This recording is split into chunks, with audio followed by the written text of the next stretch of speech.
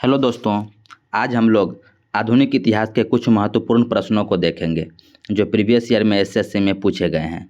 तो अगर आप लोग का कोई भी एग्जाम है, LP technician, RRB, JE, RPF या एसएससी का भी कोई एग्जाम हो तो एक बार इस सब प्रश्न को ज़रूर देख लें, क्योंकि प्रीवियस ईयर से प्रश्न हमेशा पूछे जाते हैं। तो चलिए दोस्तों, बिना समय व्यर्थ किए आज के पहले प्रश्न को देखते हैं। दोस्तों, आधुनिक इतिहास का पहला चैप्टर जो है वो है भारत में यूरोपियों का आगमन। तो भारत में यूरोपियों के आगमन से कौन कौन प्रश्न पूछे गए हैं उसको देखते हैं हम लोग। तो दोस्तों, आपका पहला प्रश्न है कि दी गई घटनाओं को उनके कालानुक्रम अनुसार सजाएं।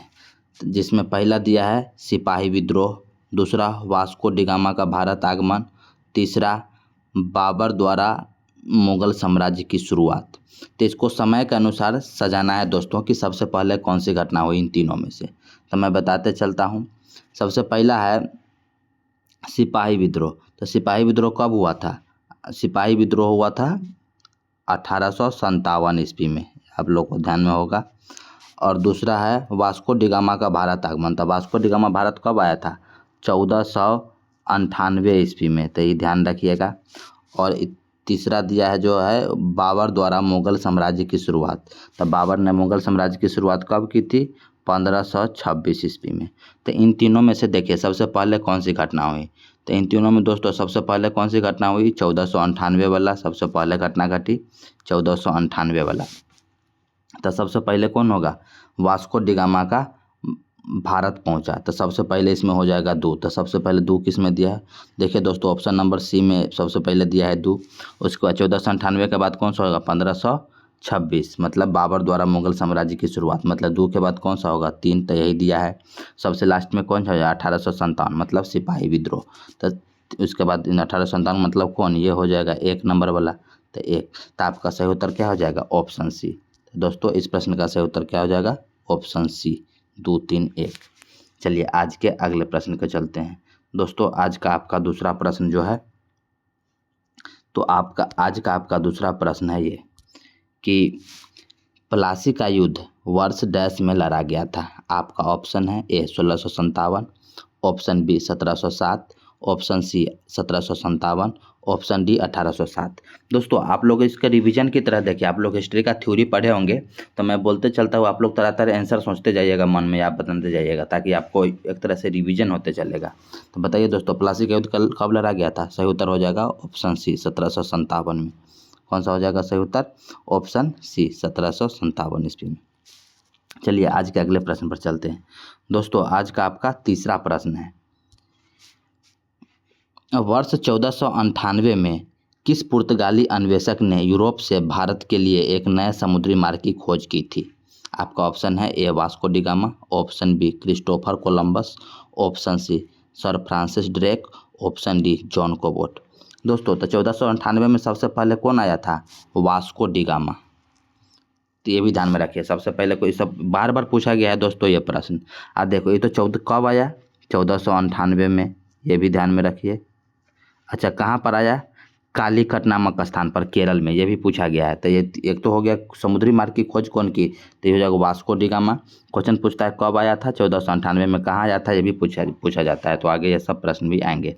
चलिए आज के चौथे प्रश्न पर देखते हैं।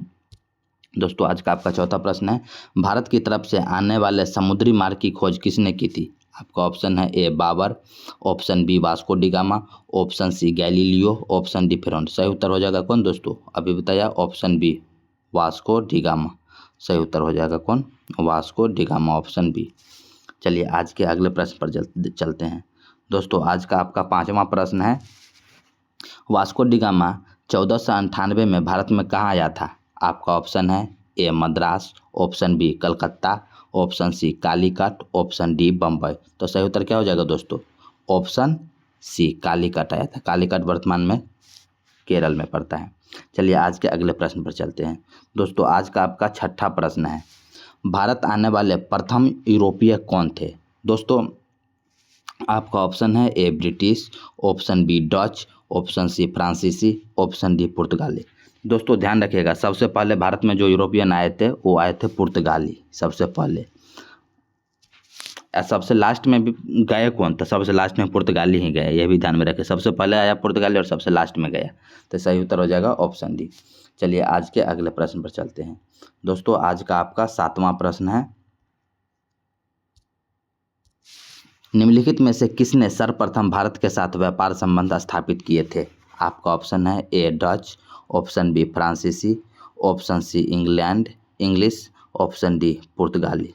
दोस्तों इस प्रश्न का सही उत्तर हो जाएगा ऑप्शन डी पुर्तगाली। सबसे पहले कौन आया था? पुर्तगाली था, सबसे पहले व्यापारी संबंध यही ने स्थापित किए। चलिए आज के अगले प्रश्न पर चलते हैं। दोस्तों आज का आपका 8वां प्रश्न है, डैश व्यापारिक कंपनियों ने मुगल साम्राज्य के दौरान 1605 में भारत में मछलीपट्टनम में अपने ठिकाने स्थापित किए थे। तो दोस्तों 1605 में मछलीपट्टनम में ठिकाने स्थापित कौन किए थे ये पूछ रहा है। तो आपका ऑप्शन है ए अंग्रेज, option B French, option C पुर्तगाली, ऑप्शन डी डच।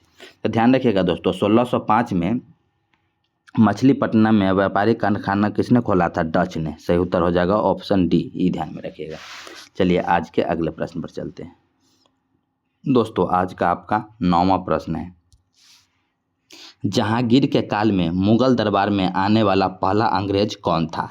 आपका ऑप्शन है A Paul Canning, option B Captain William Hawkins, option C William Edward, option D Ralph Fitch.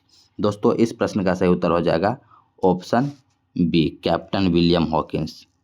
Captain William Hawkins ही मुगल दरबार में आया था सबसे पहले। चलो आज के अगले प्रश्न पर चलते हैं। दोस्तों आज का आपका 10वां प्रश्न है, ईस्ट इंडिया कंपनी की स्थापना वर्ष डैश में हुई थी? आपका ऑप्शन है A 1400, option B 1500, option C 1600, option D 1700। दोस्तों इस प्रश्न का सही उत्तर हो जाएगा ऑप्शन सी 1600 ईस्वी में।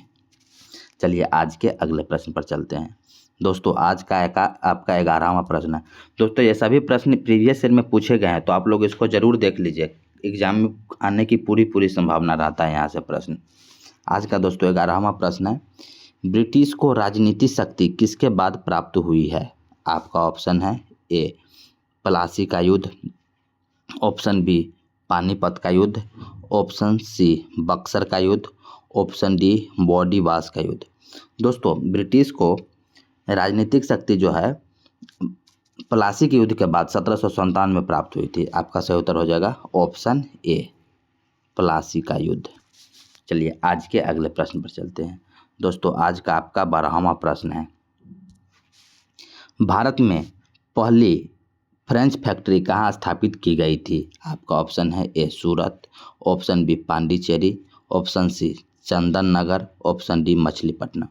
दोस्तों इस प्रश्न का सही उत्तर हो जाएगा ऑप्शन ए सूरत में।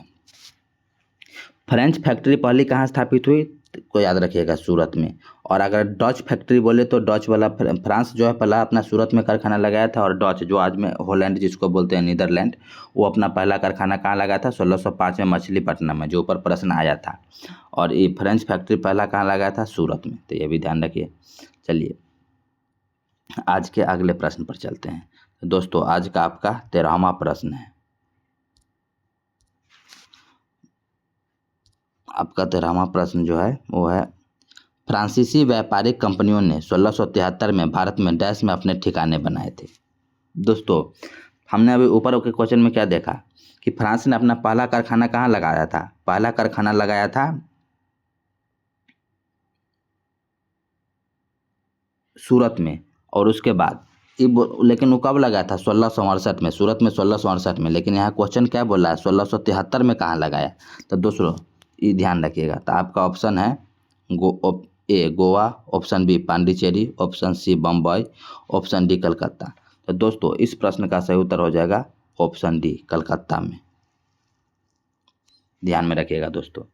चलिए आज के अगले प्रश्न पर चलते हैं। दोस्तों आज का आपका 14वां प्रश्न है, वांडी वॉश के युद्ध में इंग्लिश सेना ने डैश को हराया था? आपका ऑप्शन है ए जर्मन, ऑप्शन बी फ्रांसीसी, option C Indians, option D Americans. दोस्तों वांडीवास का युद्ध इंग्लैंड और फ्रांस के बीच हुई थी, तो इंग्लिश सेना ने किसको हराया था? फ्रांसीसी को। ऑप्शन बी सही उत्तर हो जाएगा। चलिए आज के अगले प्रश्न पर चलते हैं। दोस्तों आज का आपका 15वां प्रश्न है, ईस्ट इंडिया कंपनी का गठन किस वर्ष में हुआ था? ऊपर भी आया था दोस्तों इस प्रश्न का सही उत्तर हो जाएगा ऑप्शन सी 1600 ईस्वी में।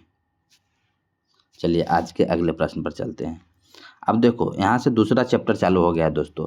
दूसरा चैप्टर जो है आपका मराठों का उदय एवं विकास। तो इससे जितने भी प्रश्न पूछे जाते हैं एक साथ देख लीजिए ताकि आने वाले किसी भी एग्जाम में आपको लाभ मिलेगा। तो चलिए दोस्तों इस क्वेश्चन से, इस मराठों का उदय से पहला जो प्रश्न पूछा जाता है वो है कि मराठा शासक शिवाजी ने अपने राज्य का शासन जिस मंत्रिपरिषद की सहायता से किया था उसे क्या कहा जाता है। आपका ऑप्शन है ए मंत्रिपरिषद, ऑप्शन बी नवरत्न, ऑप्शन सी अष्टदिग्गज, ऑप्शन डी अष्टप्रधान। तो ध्यान रखिएगा दोस्तों, शिवाजी के जो मंत्री थे उसको अष्टप्रधान कहा जाता था। कंफ्यूज नहीं होना है दोस्तों, अष्टप्रधान याद रखिएगा। चलिए आज के अगले प्रश्न पर चलते हैं। तो दोस्तों आज का आपका 17वां प्रश्न है। वर्ष 1665 में पुरंदर की संधि का प्रत्यक्ष क्या था। प्रत्यक्ष मतलब ध्यान रखिएगा एम क्या था, लक्ष्य क्या था, याद रखिएगा। ऊपर ऑप्शन इंग्लिश वाला से क्लियर होगा कि प्रत्यक्ष मतलब लक्ष्य क्या था 1665 में जो पुरंदर की संधि हुई थी। आपका ऑप्शन है ए शिवाजी से मैत्री भाव बनाए रखना, ऑप्शन बी सुल्तान के शिवाजी और बीजापुर के सुल्तान के बीच विवाद के बीज बोना, ऑप्शन सी शिवाजी को धोखा देना, ऑप्शन डी शिवाजी को मुगलों के हाथ की कठपुतली बनाना। तो दोस्तों 1665 में जो पुरंदर की संधि हुई थी उसका मेन उद्देश्य था शिवाजी और बीजापुर के सुल्तान के बीच विवाद के बीज बोना, जिसमें से मुगल ने शिवाजी से समझौता किया था कि ज़रूरत पड़ने पर शिवाजी मुगलों को सैन्य सहायता देंगे। तो इसका यही याद रखिएगा। तो इससे जिसके वजह से शिवाजी और बीजापुर के सुल्तान के बीच विवाद उत्पन्न हो गया था। तो इस प्रश्न का सही उत्तर हो जाएगा क्या कि पुरंदर की संधि का लक्ष्य क्या था। तो शिवाजी और बीजापुर के सुल्तान के बीच विवाद बोना। सही उत्तर हो जाएगा ऑप्शन बी। चलिए आज के अगले प्रश्न पर चलते हैं। दोस्तों आज का आपका 18वां प्रश्न है। भारत में मुगल शासन को खत्म करने का एक बड़ी सीमा तक श्रेय किसे दिया जाता है। आपका ऑप्शन है A Maurya, option B Chola, option C Gupta, option D Maratha. देखिए दोस्तों तो इस प्रश्न का सही उत्तर हो जाएगा ऑप्शन डी मराठा। मराठा ने ही मुगल शासन को बहुत दूर तक खत्म कर दिया था। चलिए आज के अगले प्रश्न पर चलते हैं। दोस्तों आज का आपका 19वां प्रश्न है। छत्रपति संभाजी किस वंश का शासक था। आपका ऑप्शन है A Maratha, option B Nanda, option C Haryanka, option D Maurya. दोस्तों छत्रपति संभाजी महाराज किस वंश के शासक थे। सही उत्तर हो जाएगा ऑप्शन ए मराठा।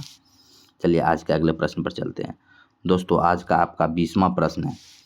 किसने गुरिल्ला युद्ध के तरीकों की शुरुआत की थी। आपका ऑप्शन है A Babur, option B Akbar, option C Shivaji, option D Bajirao Peshwa. तो दोस्तों गुरिल्ला युद्ध की पद्धति को किसने प्रचलन किया था। आपका सही उत्तर हो जाएगा ऑप्शन सी शिवाजी। देखिए दोस्तों कितना इंपॉर्टेंट प्रश्न है। चलिए आज के अगले प्रश्न पर चलते हैं। दोस्तों आज का आपका 21वां प्रश्न है। किस वर्ष शिवाजी को छत्रपति का ताज पहनाया गया था। बहुत इंपॉर्टेंट प्रश्न। दोस्तों आज का ऑप्शन है A 1608, option B 1646, option C 1674, option D 1610। तो दोस्तों इस प्रश्न का सही उत्तर है ऑप्शन सी। अगर आपको प्रश्न का उत्तर आता है दोस्तों तो आप लोग अपने माइंड में सोच के आप देखिएगा कि आपका सही हो रहा है कितना। चलिए आज के अगले प्रश्न पर चलते हैं। दोस्तों आज का आपका 22वां प्रश्न है। छत्रपति शिवाजी महाराज किस वंश के शासक थे। आपका ऑप्शन है A Nanda, option B Haryanka, option C Maurya, option D Maratha. तो देखो छत्रपति शिवाजी ने किस वंश के शासक थे। मराठा, क्योंकि मराठा साम्राज्य का सबसे पहला शासक कौन थे। छत्रपति शिवाजी। चलिए आज के अगले प्रश्न पर चलते हैं। दोस्तों आज का आपका 23वां प्रश्न है।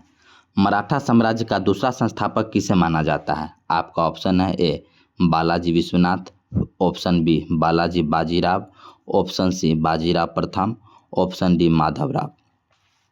दोस्तों तो हम क्या जानते हैं कि मराठा साम्राज्य के संस्थापक कौन है। शिवाजी महाराज, छत्रपति शिवाजी महाराज। लेकिन यहाँ पर क्या पूछा है दूसरा संस्थापक किसे माना जाता है। तो दोस्तों इस प्रश्न का ध्यान रखिएगा। दूसरा संस्थापक बालाजी विश्वनाथ को कहा जाता है, क्योंकि मराठा साम्राज्य का विकास जो है सबसे पहले तो छत्रपति शिवाजी महाराज स्थापना किए, उसके बाद सबसे ज़्यादा विकास हुआ था इसी के शासनकाल में, बालाजी विश्वनाथ। दोस्तों इस प्रश्न का उत्तर जो है एसएससी ने सी मान लिया है, जो कि गलत है। ध्यान दें इसका एसएससी ने जो आंसर की दिया उसमें सी है। तो जो कि गलत है। लेकिन आप लोग ध्यान रखिएगा कि मराठा साम्राज्य का दूसरा संस्थापक किसे माना जाता है, तो बालाजी विश्वनाथ को ही माना जाता है। चलिए आज के अगले प्रश्न पर चलते हैं। दोस्तों आज का आपका 24वां प्रश्न है, पुणे का भी डैश की राजधानी के रूप में जाना जाता था। आपका ऑप्शन है A Scindia, option B Holkar, option C Bhosale, option D Peshwa. तो सही उत्तर है दोस्तों, पुणे किसकी राजधानी के रूप में जाना जाता था, पेशवा की राजधानी के रूप में।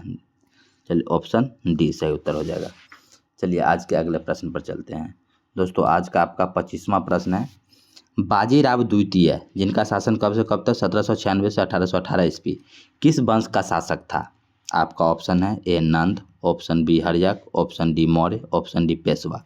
तो दोस्तों इस प्रश्न का सही उत्तर हो जाएगा ऑप्शन डी पेशवा। आप नाम भी सुने होंगे पेशवा बाजीराव। चलिए आज के अगले प्रश्न पर चलते हैं। दोस्तों आज का आपका 26वां प्रश्न है,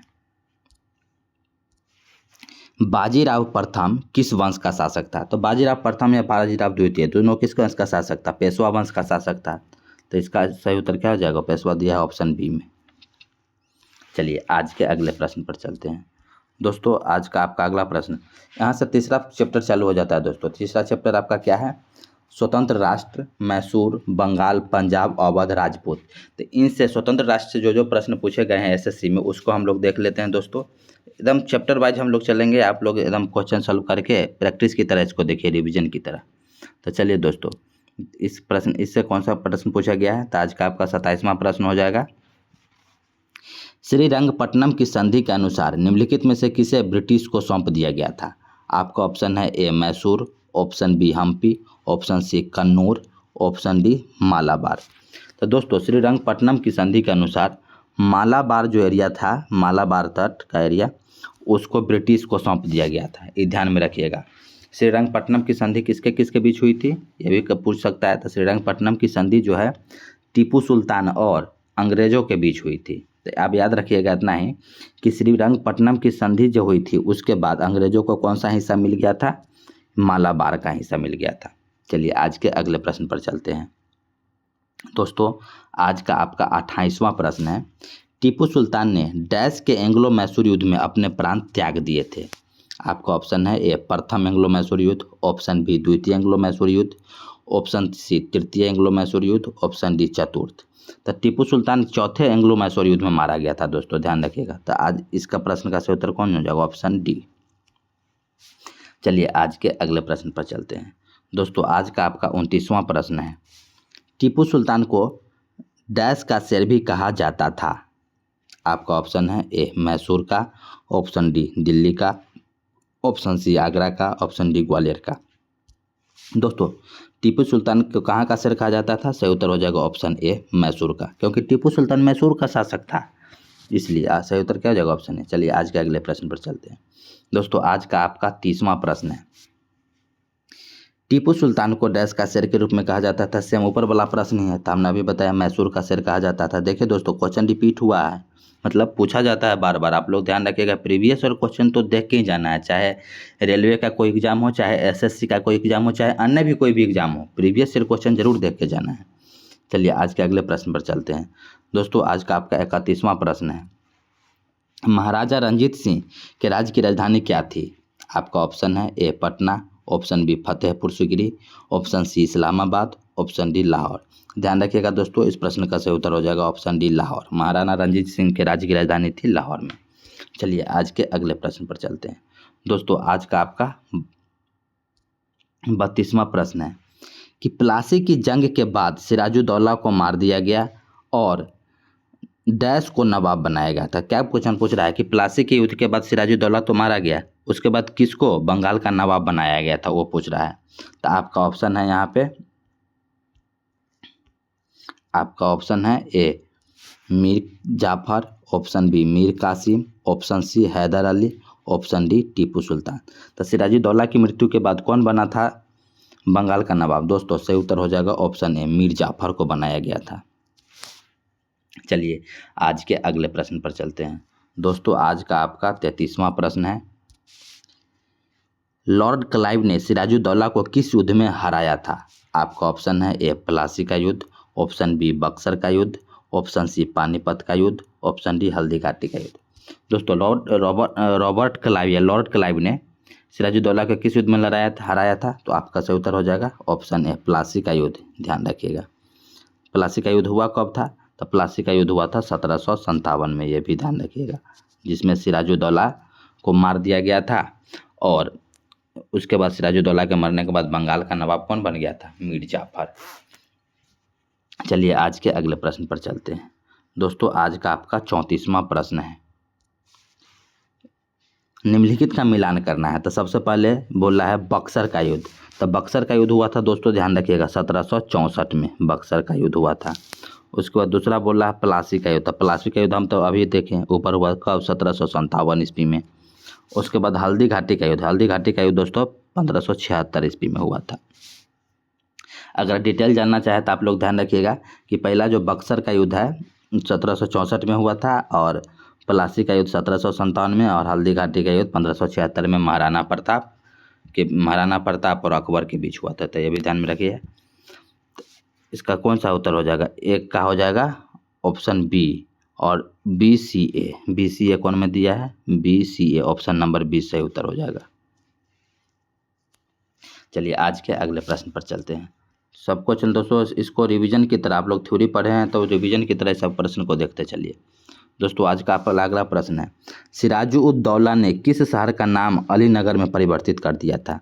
दोस्तों इससे अगर सिराजुद्दौला के बारे में पढ़े होंगे तो क्वेश्चन को ऑप्शन से भी छांट सकते हैं। सिराजुद्दौला कहाँ का शासक था? बंगाल का शासक नवाब था। तो पहले ऑप्शन को देख लेते हैं कि आपका ऑप्शन बोल रहा है क्या, सिराजुद्दौला किस शहर का नाम अलीनगर में परिवर्तित कर दिया था? आपका ऑप्शन है A Calcutta, option B Agra, option C Firozpur, option D Fatehpur. दोस्तों इस प्रश्न का सही उत्तर हो जाएगा ऑप्शन ए कलकत्ता।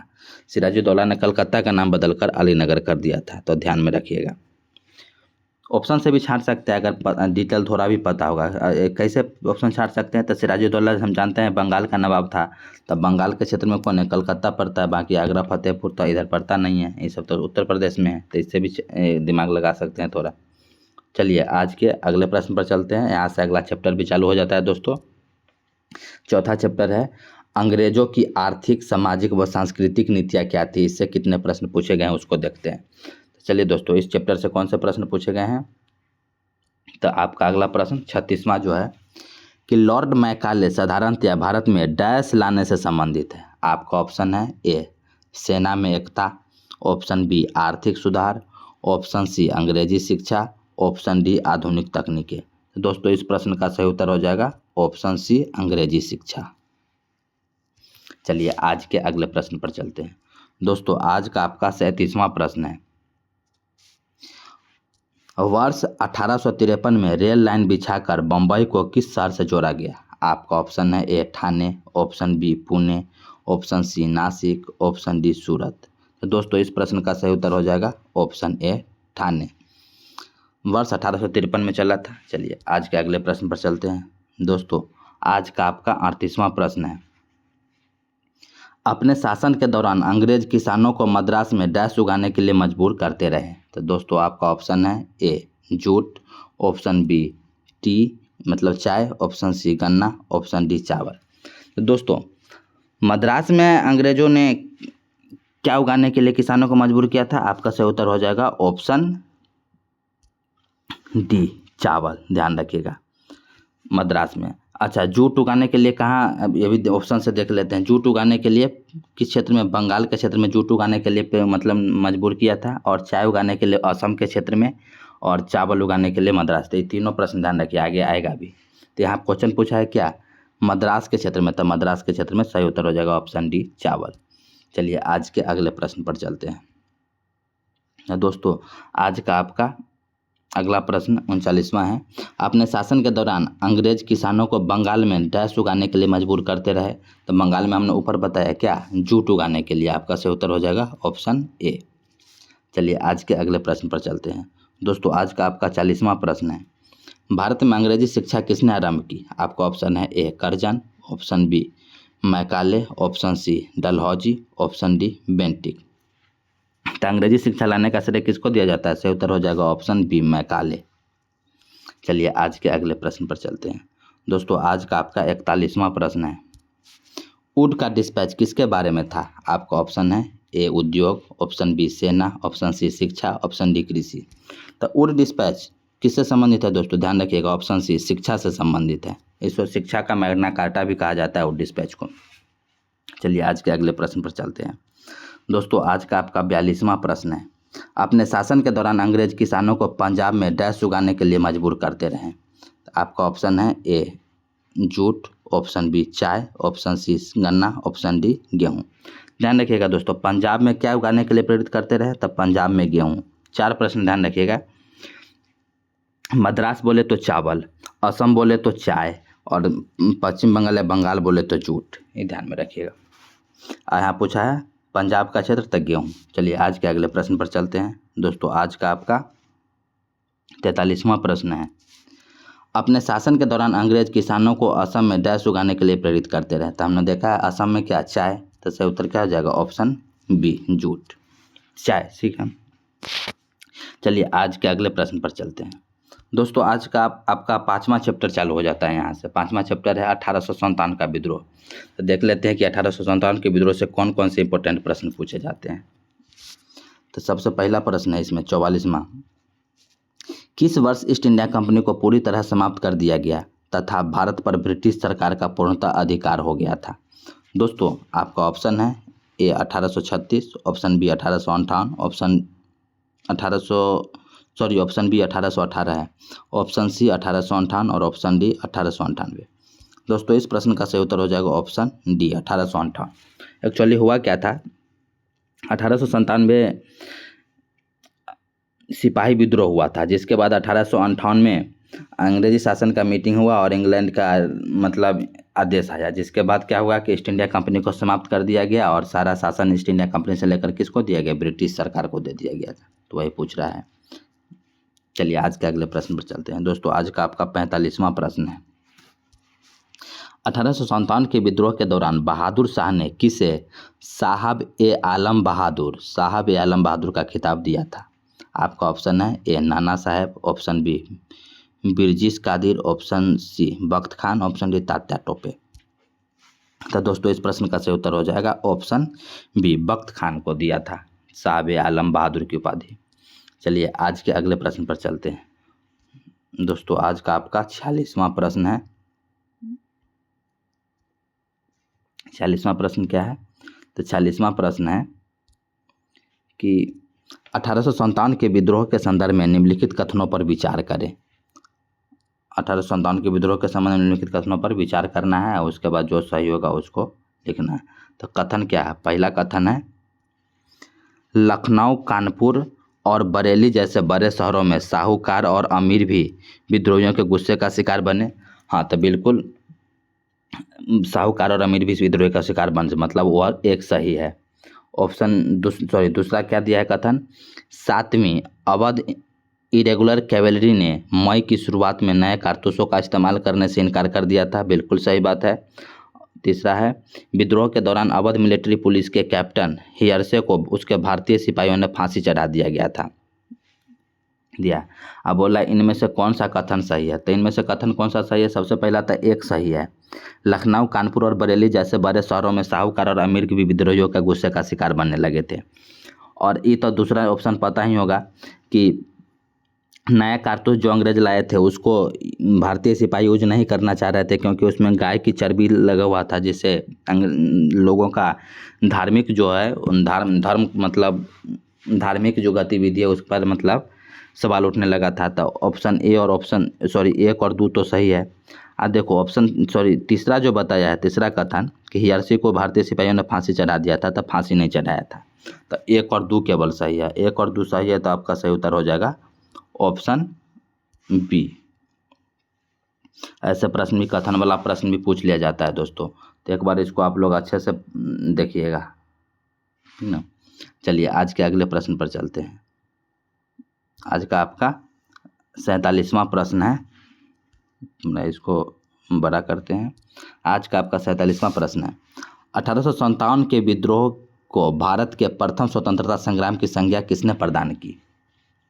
आपका ऑप्शन है A Bal Gangadhar Tilak, option B Subhash Chandra Bose, option C Bhagat Singh, option D V D Savarkar. सही उत्तर दीजिए दोस्तों। इस प्रश्न का सही उत्तर हो जाएगा ऑप्शन डी, बी.डी. सावरकर।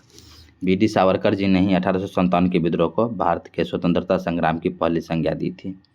चलिए आज के अगले प्रश्न पर चलते हैं। ये आज का अंतिम प्रश्न भी है। तो दोस्तों आज का आपका 48वां प्रश्न क्या है, देखिए कि 1857 की क्रांति के संदर्भ में निम्नलिखित कथन पर विचार कीजिए। वही वाला प्रश्न है दोस्तों।